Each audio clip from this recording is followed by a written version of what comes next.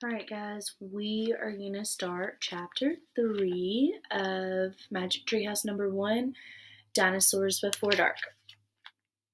Chapter 3 is called Where is Here? Jack looked out the window. He looked down at the picture in the book.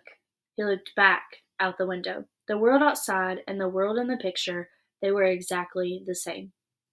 The Peridon was soaring through the sky. The ground was covered with ferns and tall grass. There was a winding stream, a sloping hill, and volcanoes in the distance. Where are we? Stammered Jack. The pterodon glided down to the base of their tree. The creature coasted to a stop and stood very still. What happened to us? Said Annie. She looked at Jack. He looked at her. I don't know, said Jack.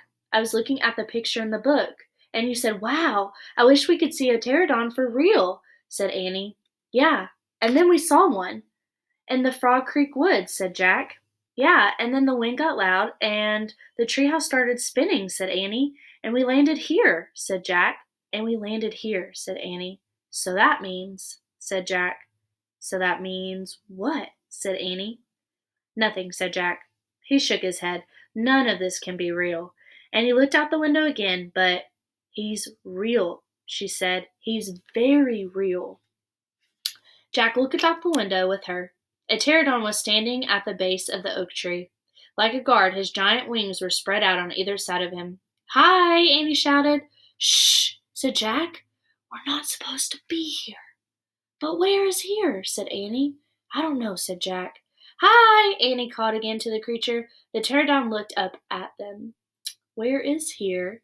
Annie called down. You're nuts. He can't talk, said Jack. But maybe the book can tell us.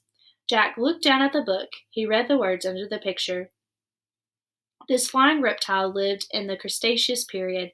It vanished 65 million years ago.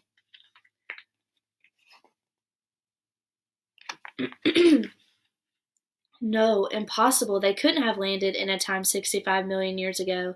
Jack, said Annie, he's nice. Nice? Yeah, I can tell. Let's go down and talk to him. Talk to him? Annie started down the rope ladder. Hey, shouted Jack, but Annie kept going. Are you crazy? Jack called. Annie dropped to the ground. She stepped boldly up to the ancient creature.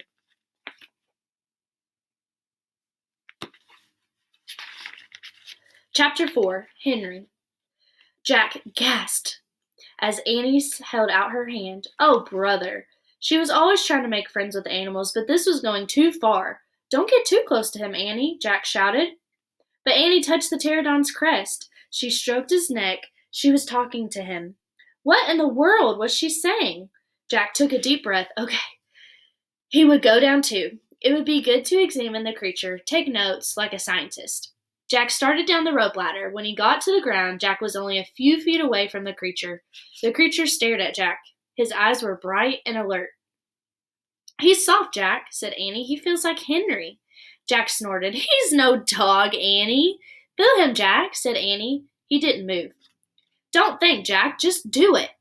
Jack stepped forward. He put out his arm very cautiously. He brushed his hand down the creature's neck. Interesting. A thin layer of fuzz covered the pterodon's skin. Soft, huh? Said Annie. Jack reached into his backpack and pulled out a pencil and a notebook. He wrote, Fuzzy skin. What are you doing? Asked Annie. Taking notes, said Jack. We're probably the first people in the whole world to ever see a real live pterodon. Jack looked at the pterodon again. The creature had a bony crest at the top of his head.